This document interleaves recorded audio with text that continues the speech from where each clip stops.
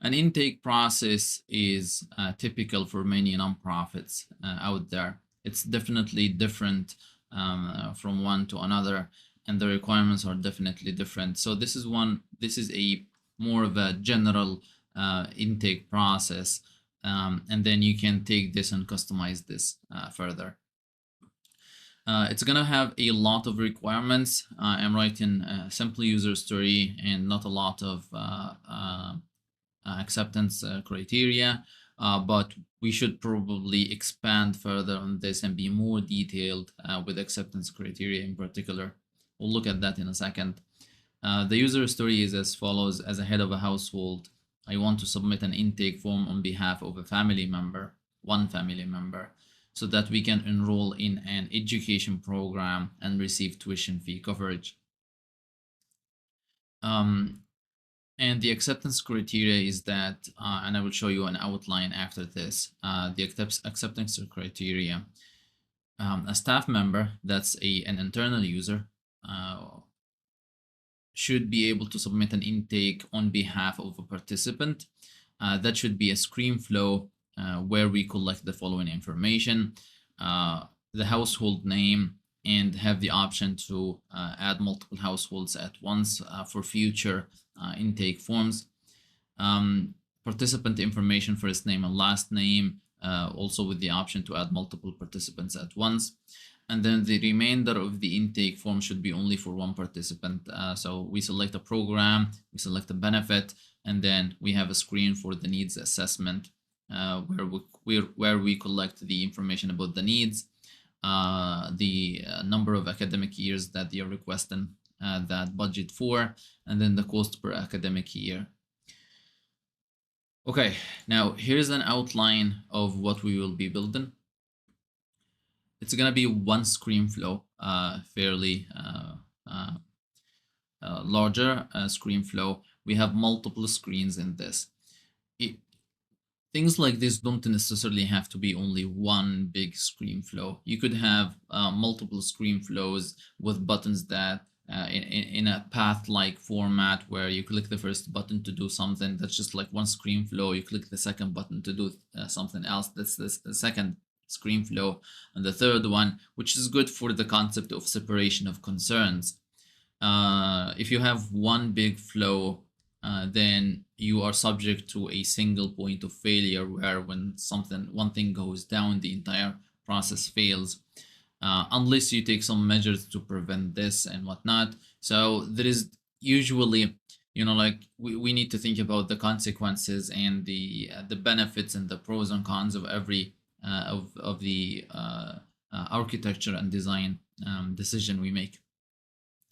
In this case, we are building one screen flow in which we have multiple screens. The yellow screens are the primary ones where you would typically select a household.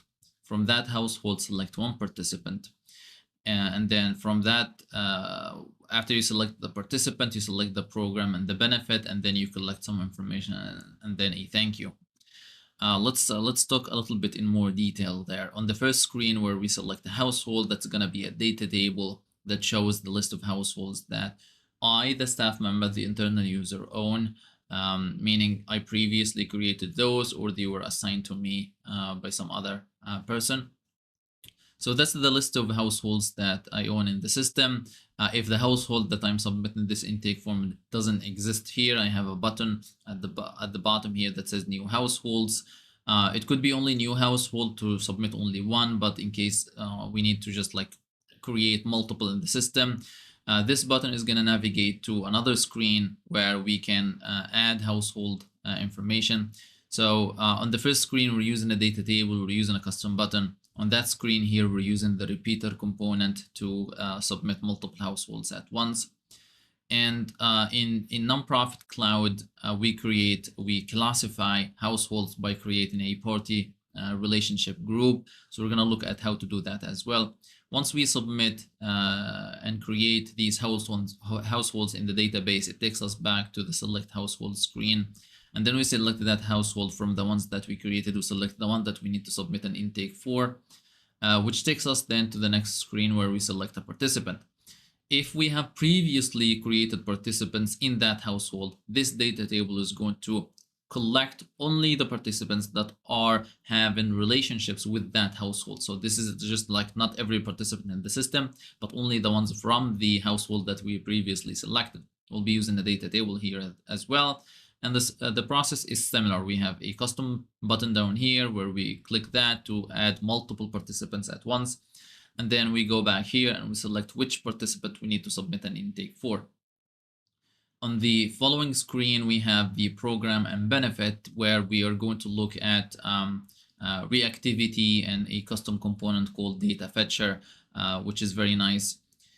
What's going to happen is that we have a ton of benefits in the system, and a benefit looks up, has a relationship with programs. So you don't want to see every benefit in the system. You only want to see the benefits that are related to this program. To do that, we're going to select a program first, which then triggers we're going to set the data fetcher to be invisible, and then it only shows up. It doesn't exactly show up, but it only works when you select a program.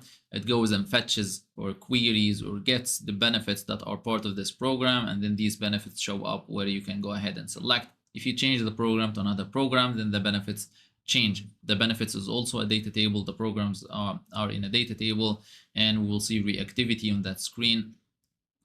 Then we're going to move forward to the needs assessment, where we have a rich text field where we ask for the needs, some explanation information here.